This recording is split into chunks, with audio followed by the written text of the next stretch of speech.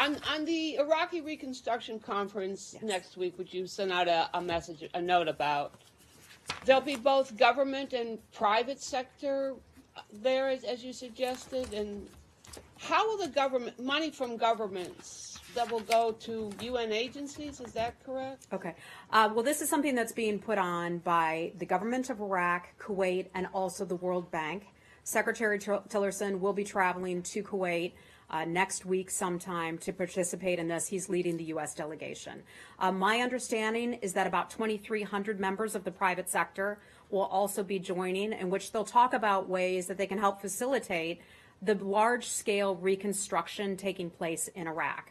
Our policy posture has changed since previous administrations. Remember, we used to be in the whole nation building. The United States government is not doing that any longer. We are providing basic stabilization. We've talked about this, turning the lights back on, providing clean water, getting the basics set up. But ultimately, we see that it's best for the countries and best for the region, too, and U.S. taxpayers to have other people participate in the reconstruction, large-scale reconstruction of these countries. Up at the UN in New York back in September, there was a ministerial meeting of like-minded countries for the coalition to defeat ISIS. And one of the things many other nations there were talking about is the importance and how they wanted to participate in the rebuilding of some of these countries, specifically Iraq. So I think that's the direction that the overall region is heading in right now.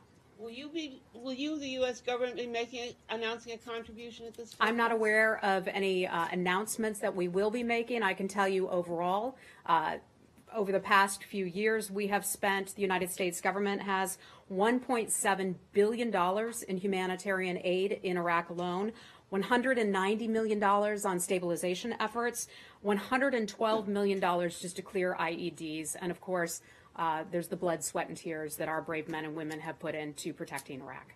A final question on this.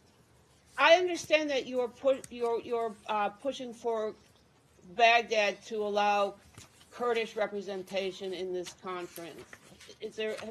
How does that stand now? Is there any news? I don't have any details on that, but I think the Iraqi government would be in charge of its own delegation and exactly who participates and who attends. I'm going to have to cut the briefing short today. I just want to make you all aware. I should have announced that up front.